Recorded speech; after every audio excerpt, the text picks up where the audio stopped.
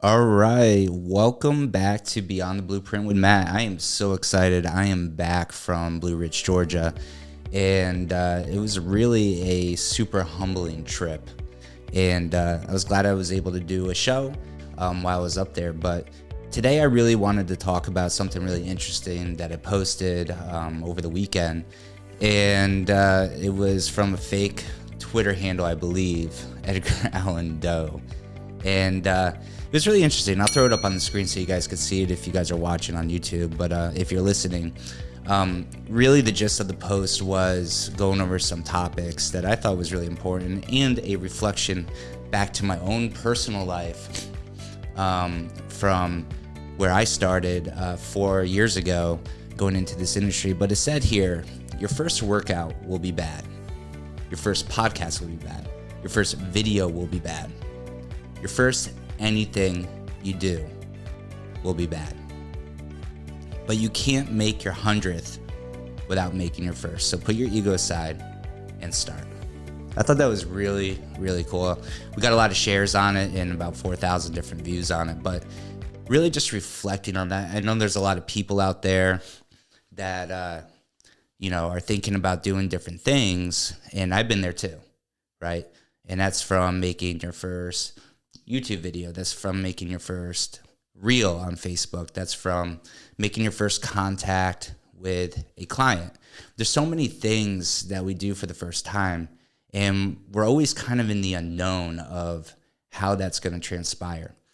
I remember going back to when I got my mortgage license and I got my first lead. It was an internet lead from Facebook. I spent some money on it, and I was literally pacing outside my pool and I going back and forth, like, what am I going to say to this person? How am I going to communicate to this person? What questions do I ask to this person? And I just paced and paced. And that's a good example of anxiety. And I think a lot of people have anxiety in different things when they do things for the first time, me included. So when I looked at this, I said, wow, that's really interesting, because now, 4 years into what I'm doing for my occupation, which is being a mortgage loan originator and talking to people all day long about different guidelines and different things to get approved for a mortgage, it is second nature. And I think the message today is you got to practice what you're doing, and it will only make you better over time. So you got to keep practicing. So I want to talk about a few stories here. So the first one was your first workout will be bad. Does anybody here remember their first workout? I definitely do. I'm not going to count high school, but when I look at even today, so I haven't worked out in the last couple weeks because I've been gone. I know when I go to the gym and work out, I have to take it easy. So I have to start with baby steps to get back into the grind that I was in, those intense workouts. Because if I work out super hard today, when I get home from work, I'm going to be super sore. And then what that's going to do is it's going to put me back maybe a couple days before my muscles, get back to normalcy, so that way I could proceed with the next workout. And it's a big thing too. When you look at that, it's about muscle memory, right? So if you're a gym person, it's about muscle memory. When you start working out and getting back into the grind of things, well, what happens is that you become less sore and you become more adapted to that type of workout. So it's the same thing when it comes to doing different things such as jobs. And going back to the first situation I had, or the first client I had, and pacing around the pool, once I got into that conversation, it became a groove, right? And then you start tweaking things here and there, like, all right, this part of the conversation went really well. This part of the conversation had no meaning to it. And then you create your own dialogue, and then it just becomes repetitive. So the message out there today is that if you're thinking about doing something, and I talked about this on the last podcast, is you have to just do it. You have to do it. I see a lot of you guys out there on Facebook and social media that are starting to do videos, and you've never done videos before. And I'm your cheerleader. I want to see those videos. I want to share those videos just like you guys do for me. And I think it's an awesome start.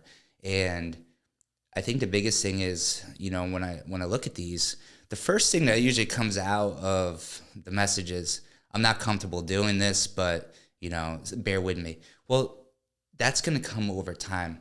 And, when I look back at my first videos, they were terrible.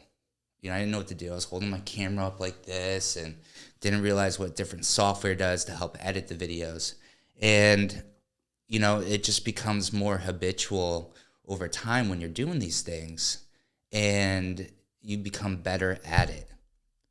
But the biggest thing is, if you just keep it up here in your head and you don't put that thought down to actually doing it, then all it is a thought. And then when you only have thoughts, it doesn't transpire into something that could be amazing. And I know a lot of you guys out there have some amazing ideas. Your first speech will be bad. I could tell you a story about this, and I remember it clear as day. So when I was 18, and I think I talked about this in my first episode, is I worked for a company called Radio Shack. I was very young. I started off as a sales associate. I won't even get into that because I worked crazy hours, wasn't paid for the crazy hours, and made good money because it was commission per hour. But anyways, got promoted to a manager, and there was a program called Toastmasters. And you may know what Toastmasters is, or you may not, so let me tell you. It's a public speaking class. Okay, so imagine yourself in a room with 20 other leadership employees, all right? So we had directors, VPs, and you literally had a random topic that you had to speak about for 2 minutes. And then there was a guy in the corner clicking. Click, click, click. And you know what that clicking was for? Every time you said or a fill word. But anyways, so I remember my topic was talking about the customer service survey that was given after every transaction. I knew very well about the program and how it worked and what we strived for. I literally stood up and froze. If I had a cricket sound, I would hit it, but it was just froze. I just stared. It was quite embarrassing, actually, now that I think about it. But, that was a learning point for me, because then the director of the class said, talk about something that you really enjoy. And if you don't know me, I love golf. And I just started talking about golf. I used to golf a couple times a week up in Connecticut, and during season before, obviously, it became a tundra. And I crushed it because I was comfortable talking about something that I was passionate about. And that was a really, really cool experience. Not the first time going blank, but learning from it. And then as the class kept going each week and over time, you simply got better at it. You got better. And that was kind of a cool story. And I think that definitely helped me, because as my career went on with different companies, I had to do, classes and train and develop and roll out products and programs to hundreds of people in a room. And that could be very nerve-wracking. I still get nerve-wracked over it. But once you get into your groove and you feel comfortable, you will definitely rock it. Another interesting one was your first podcast will be bad. So funny story. So the video and podcast I posted yesterday, which would be Monday, the 23rd, that was supposed to be the first episode. I didn't like it. I hated it. I actually hated it. And after I did the other two, one was from the cabin, so that wasn't really using technology except for my iPhone. But I said, why am I holding it back? If I don't like it, maybe somebody else does. It's not about me. It's not my podcast. It's a podcast for people to listen and hopefully get some kind of nuggets out of it that they could use in their life. So I'm thinking for myself, it's going to take me a while to figure this all out, between editing, which is not easy, and figuring out my own groove as I'm doing this impromptu. Yeah, my laptop's here, but it's blank. There's nothing up there. So it's going to take time, and I understand that it'll probably take me 10 to 15 episodes of doing these each week to be able to get better at it and be able to add videos and cool things to it. And that's kind of like a passion for me, is learning. Like I talked about how I like to teach. Well, the only way to teach is you got to learn. You have to learn to be able to teach and teach back to other people. So yeah, the first podcast, not the best, but you know what? I know in my heart that it's only going to get better, and that's just going to go back to practicing. And I think the biggest thing is you got to just let your ego aside, okay? And what I mean by that is that if you're great at posting things but not good on video, and your ego's not going to go anywhere. It's only going to, I guess, get better, right? So the more you do things, and I don't know if it's about ego, that's just what the post said. But you have to start. That's the biggest thing, is you have to start, and you have to start from somewhere. And sometimes that is just, thoughts in your head. Every single morning when I wake up, and I talk about this, I jump out of bed, and my wife Melissa will tell you the same thing. I pop out of bed like immediately. Otherwise, I know I'll go back to sleep. And usually it's around 6:30 in the morning. And the first thing I do is I either get my cup of coffee or my drink, and I go outside and I just kind of think and pray, and just thankful to be awake and healthy and have a wonderful, beautiful family. And I start kind of brainstorming in my head, like, all right, what's today going to bring? What are we going to do today? What did we do yesterday that we could improve on today?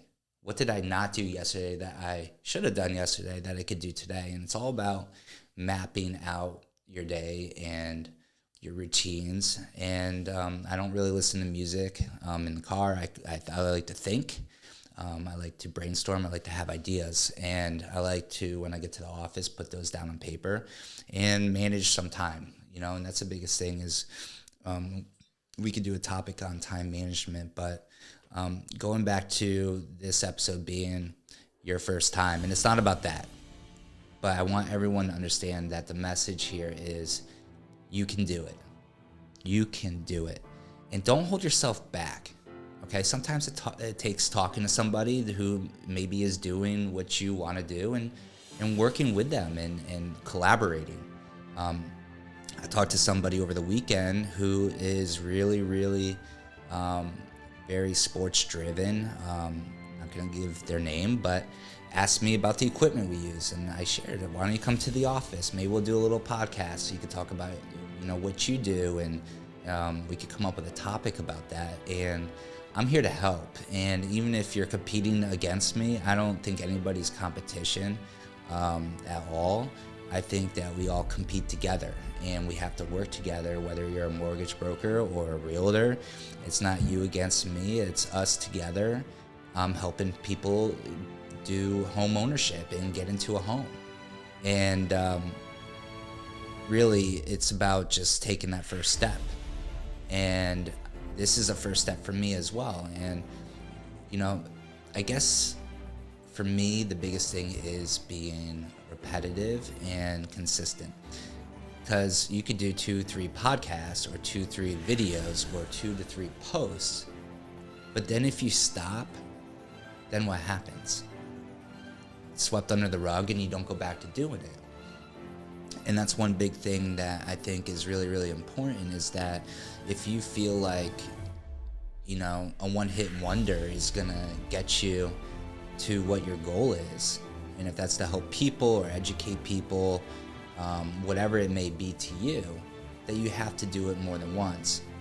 I want to do a show with a couple of the guys in our office, because looking back at from where they started with their social media or education videos or their how-to videos to where they are now, I mean, it is night and day. And that's just from being repetitive of doing the things over and over and tweaking things and taking feedback. I got some amazing feedback. Victor, thank you so much for doing that, because without feedback, nobody could get better either. I want to hear from you guys what you guys want to hear, because if I'm just coming up with topics, it may not pertain to you. But if you could do me a favor, comment on this post below, comment on the YouTube, and drop me a note.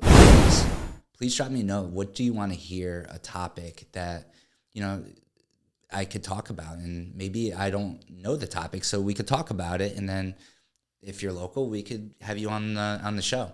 I appreciate you guys for listening and for watching.